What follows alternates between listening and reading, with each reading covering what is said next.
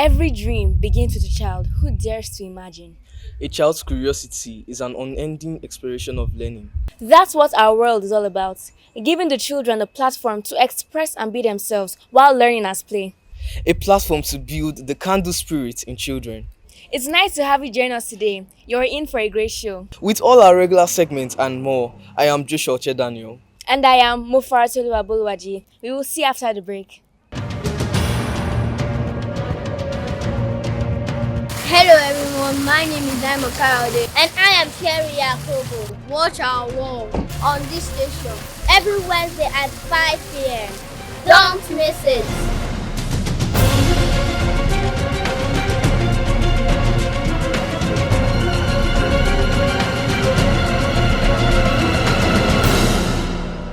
Welcome back. We hope you enjoyed your holiday last week.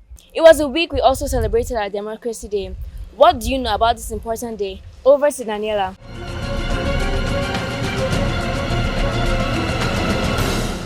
Hello friends, I am Daniela Daniel. Let me share with you what I know about Democracy Day.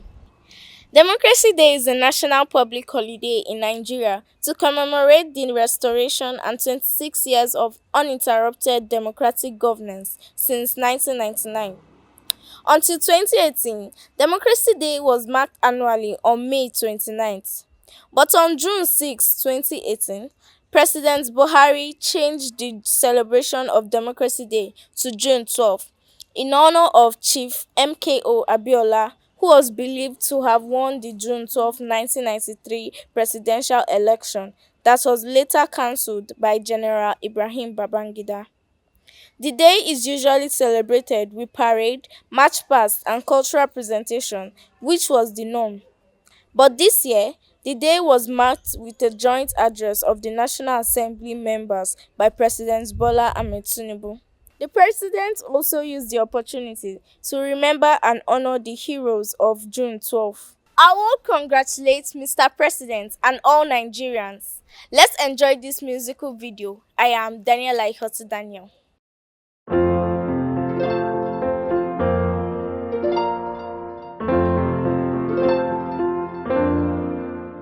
We are one great mighty nation of the peoples of the earth. May we live and die in service to humanity.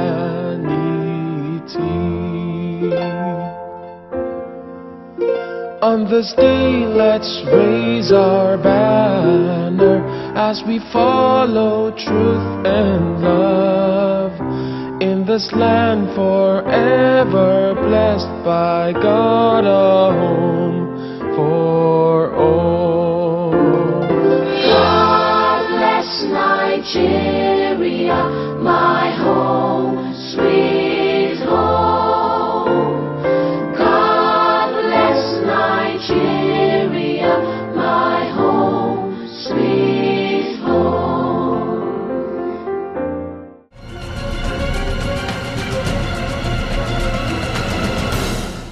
Nigeria is a blessed nation indeed. Nice to have you back. Up next, the Smart Kids segment.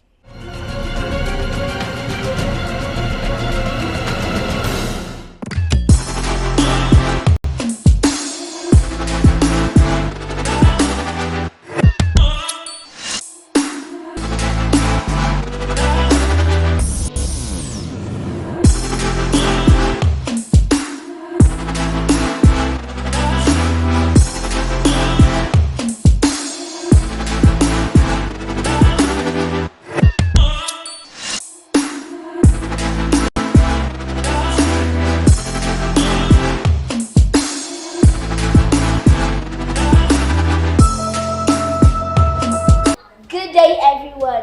My name is Eliaja Noah. I'm in grade 5. And I am Chidubem Asobua. I am in grade 4.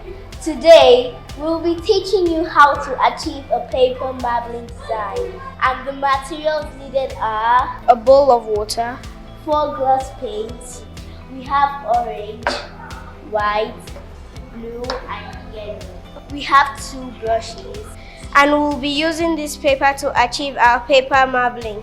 First, we drop some paint inside the water.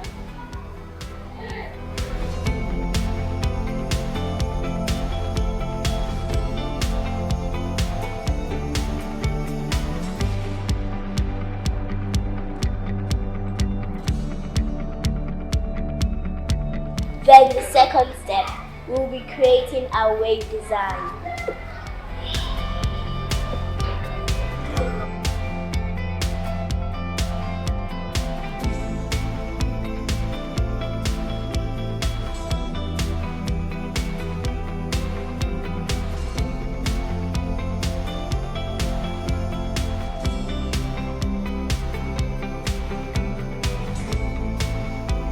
The next step, we get our A4 paper and dip it in the bowl.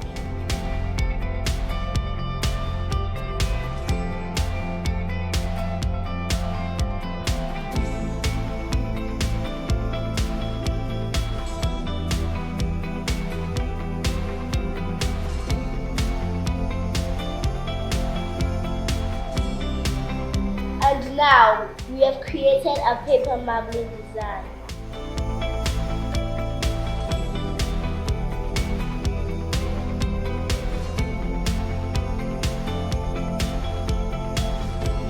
You'll surely try this at home, right? Thank you for joining us on this edition of Smart Kids in Our World.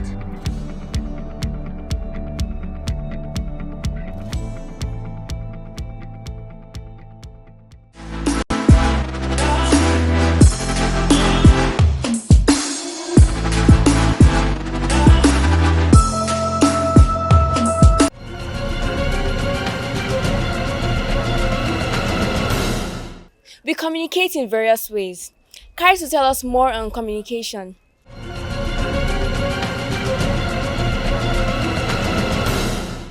Hello friends, my name is Oshirami Karsibono. Today I'll be telling you about communication. What are simple means of communication? There are many other ways in which we communicate. We can wave to our friends, shake hands, smile or frown. Hugging is another way to do this. Babies cry, dogs bark and wag their tails. Cats sing meow and purr. Birds sing and snakes hiss. All these are means of exchanging information. Communication is a very important aspect of our everyday lives. Radio, television, books, pictures, films and music are also means of communication. Deaf people are able to communicate by talking by using sign language. Recently, the internet introduced new ways to communicate with one another through different platforms of the social media, making the world a global village.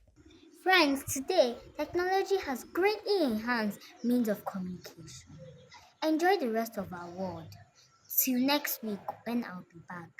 My name is Oshemi Karsigolong.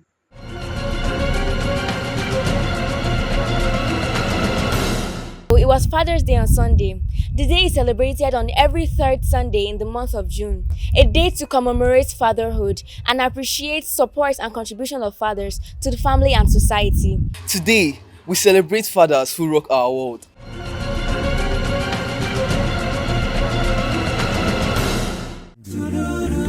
For the gift of love, I love you, son. Happy Father's Day, Papa. There is your day.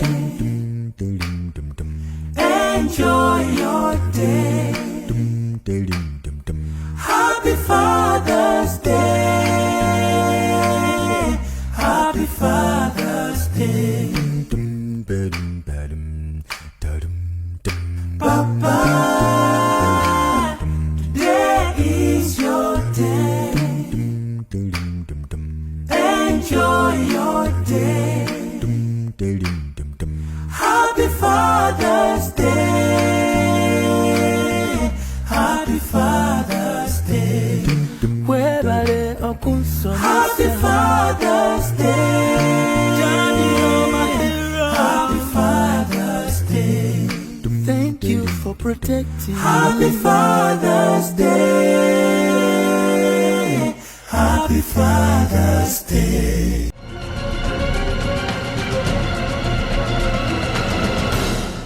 May God continue to bless and provide for them. Friends of Valid Ella spent a day with another remarkable role model. Let's join them.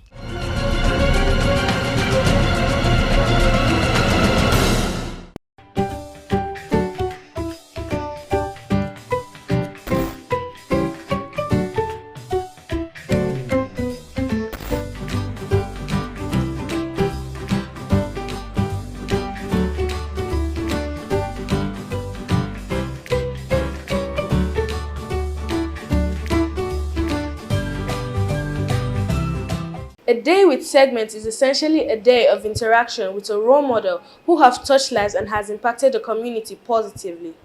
Today, the young age of our guest at 38 belies strength, desire to make an impact, and succeed. We'll be spending a day with a truly remarkable role model who has contributed to humanity. You will meet him after the break. I am Titi Aditu. And I am Obeta Ella. Join us after the break.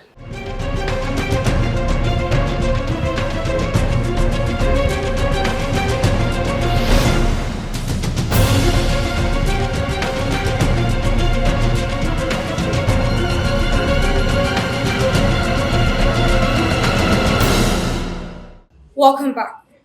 Our guest is a multi-award winner, a social accountability advocate, and an entrepreneur in the IT space. He has continuously sought innovative ways to empower the youth and uplift Africa. He is the CEO of Connected Development and Follow the Money. He is all this and many more. Join my friends and I in welcoming to our world a loving father and husband, a lover of humanity, our daddy, HAMZAT LAWAL. Sir, we know you are much more than our introduction. What was growing up like? Growing up for me was interesting. I was a member of the Boy Scout movement, and I was part of the Environmental Sanitation Club advocates. And every weekend we always go from house to house, door to door, to get people to come and clean up the environment. I attended a lot of Boy Scout camp. I got trainings. I learned a lot and made a lot of friends, and had a few sleepovers. But growing up was interesting but challenging as well. You are an avid campaigner in celebrating girls' education and ending girl-child marriages started in the northeast of Nigeria. How successful has it been? When we started our campaign with support from Malala Fund, we started in Adamawa State, northeastern Nigeria. And first, the government said their priority was dealing with insecurity, and second was education. And so for us, we leveraged on that opportunity and we did a needs assessment, visiting various communities, particularly hard to reach. We found out that children below 10-year-old were being married out and bride, either because of poverty or they're trying to pay back loans that the parents had collected. I saw a 14-year-old girl who was pregnant in some of these communities. Their schools were dilapidated and they didn't even have perimeter fencing. But with our campaign and working with the Emirate Council and government stakeholders, we've now rolled back on it. There's a local law that no child below 18 would be wedded out, and we've put in place mechanism to actually enforce and monitor the implementation of this law at various communities. And today we've increased budget allocation with our advocacy for education spending. Some of the schools that were dilapidated have now been renovated. New schools have been built and perimeter fencing have been provided for safe space for girls and boys to learn. And today I can report to you that there's increase in enrollment in this school because of the work that we've done. So what is Code and Follow the Money all about? So Connected Development is a non-governmental organization, and for us we empower communities with access to information by creating platforms for informed debate between government and citizens while holding government to account using Follow the Money. So Follow the Money tries to answer where funds are coming from, where they're going to, but most importantly, how judiciously these funds are being utilized at the grassroots, and how citizens are informing the utilization of public resources so we can end corruption. So Follow the Money mobilize young people and leverage on technology to collect data and give feedback to government. And by the way, Follow the Money is now in 12 African countries. a homegrown initiative that started in Nigeria in 2012, now in 12 African countries and growing. And there's growing interest in Canada, in America, in Southeast Asia, and also in Europe. Sir, tell us about the Malala Fund, which you are the education campaigner. In 2017, Malala Fund, one of her visits to Nigeria, we met. We had dinner with she and Zia, that's her father. By the way, I made them eat jollof rice, which is one of my favorite meals. And afterwards, we talked about, the state of higher education in Nigeria, the number of girls that are out of school, and how we can work together to launch a campaign. And when she went back to her base, they appointed me as a Malala Fund Education Champion to lead various education campaign nationally. And also we started in Adamawa, now we're in Bauchi State, working closely with stakeholders. So as an education campaigner, for us we're sensitive around gender-based budgeting that deals with ensuring that schools have toilets and water so that girls, when they're on their menses, they can go to school. But also shaping curriculum and ensuring that learning space are safe for girls and not prone to attack. So that's why we're also supporting the Safe School Initiative, under the Office of the National Security Advisor. And we continue to lead campaign and add our voice so that every girl can be in school and can meet their potential in life. As an activist who has successfully led grassroots campaigns in over 40 African countries, how would you rate your performance? I think that I've done some good work, but I think there's much more to be done. Until girls are back in school and not on the streets, until we're able to fight and end corruption, until we can ensure that our politicians keep to their commitment, then I can feel a sense of hope and fulfillment. But for now, we'll continue to fight the good fight. We'll continue to mobilize, sensitize, educate, and ensure that we can galvanize mass action on this. But I think I've fairly done well. And for me, I'm now committing my time to mentoring other young people and building other activists, advocates, and change makers. But thank you for that very difficult question. In a remarkable gesture to mark the Children's Day, you stepped down for 13-year-old Esther Eze-Feka to take over as CEO. What informed this and what was the experience like? I think for me, it was an experience to even look back from, not sitting on the executive chair, but also today when you look at the history of Nigeria, when you even watch television, they show you leaders. They only show you the faces of men. But where is the role of girls and women? And so for me, stepping down for a day for a 13-year-old Esther was sending a message that we can do better as a country. And also to inspire girls that they can actually be whatever they want to be, because we want to see more women in boardrooms, chair boards, become CEOs. And that one day is to honor girls, to say that, ensure you get educated, ensure you get knowledge, but also aspire to be anything you want to be.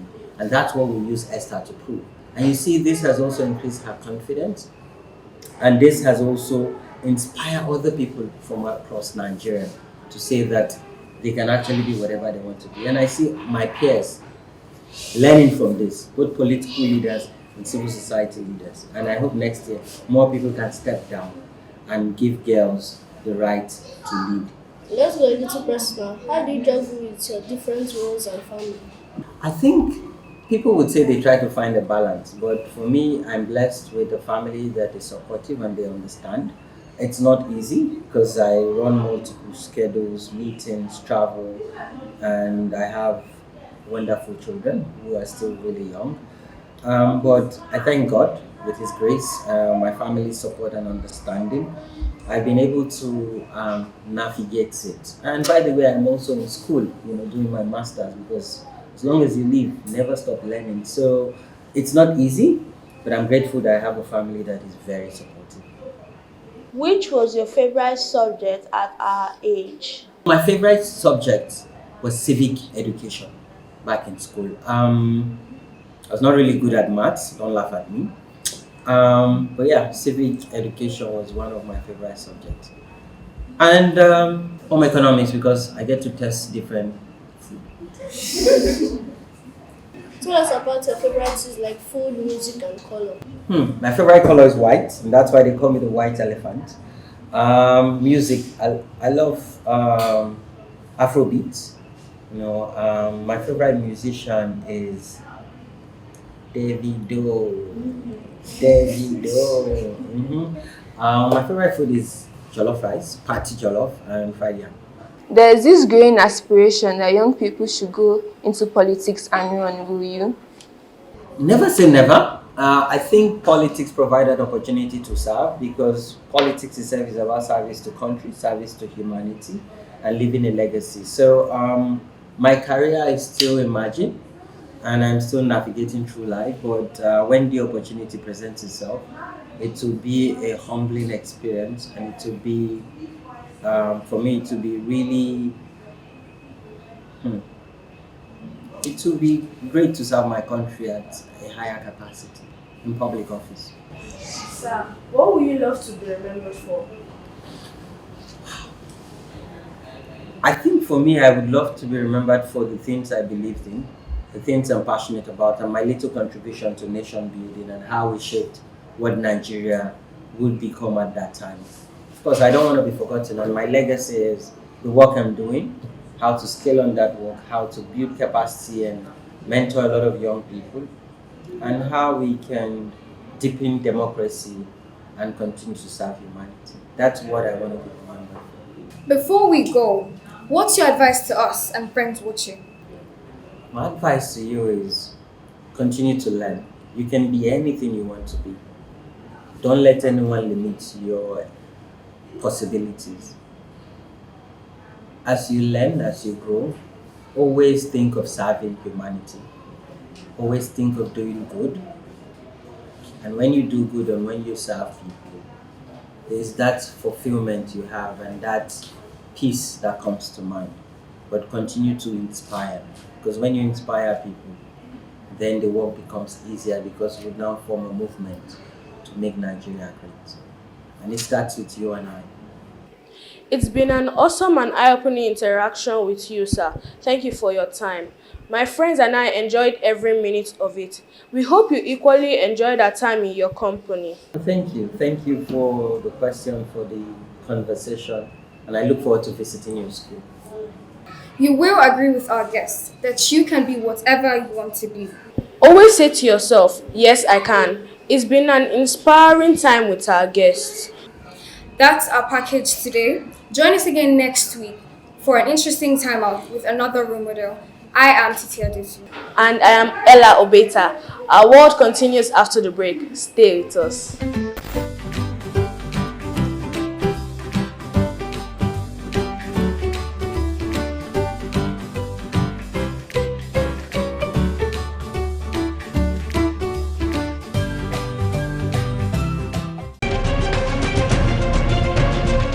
Hello, I'm Abike Dabiri Erewa. You're watching one of the foremost television programs in Nigeria, Our World. Do watch Our World on this channel at this time every week. A very amiable and interesting guest. Time to take you on another unforgettable visit. State in Focus is next.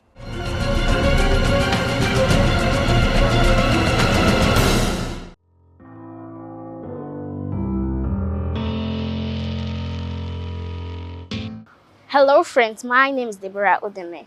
Our state in focus is Gombe. Our state is among the multilingual states in Nigeria. Of the 36 states, Gombe is the 21st largest in the area and the 32nd most populous, with an estimated population of 3.25 million as of 2016. Gombe is a mono-ethnic society that consists of the majority of the Fulani tribe, which inhabits the northern part of Gombe. They dominate 6 out of the 11 local government areas.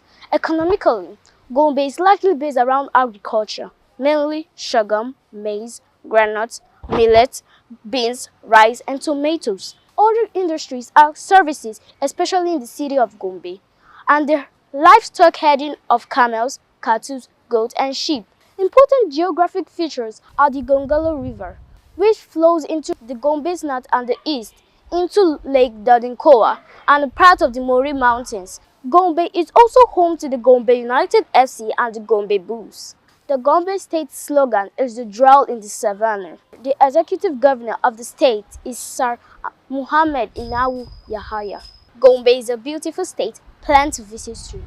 Our world continues shortly.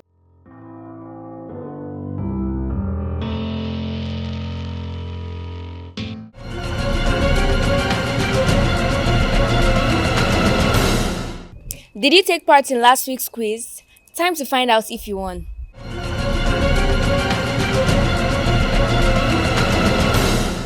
Hello friends, it's time to find out who was the winner to last week's quiz. The response came from all over Nigeria. We thank all our friends. Identify the title of the track and from which movie. This will all make sense when I am older. Someday I will see that this makes sense. Now, the track music is When I Am Older, from the second installment of Frozen.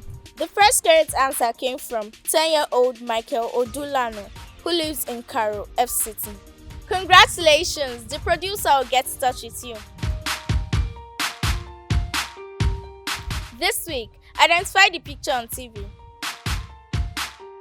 As always, text your answer stating your full name, age, and location to the producer award on 003-300-1548. Your time starts now. Good luck. Our work continues shortly. I am Daniela Ihotudaniel.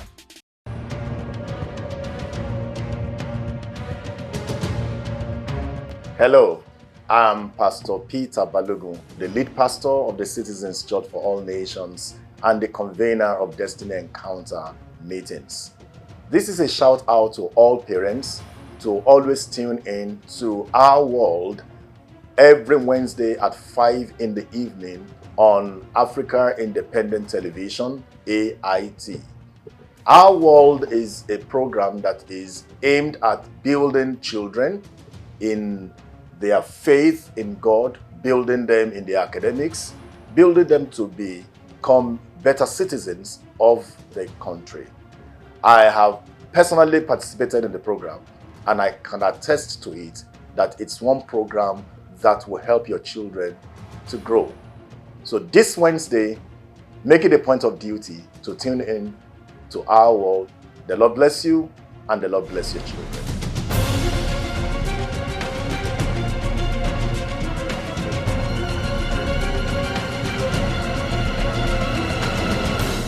How time flies when you're having fun. This is where we draw the curtain on today's show. Join us again, same time next week. I am Mufaratolu Abuluwaji. And I am Joshua Daniel. From the both of us, Bye for now.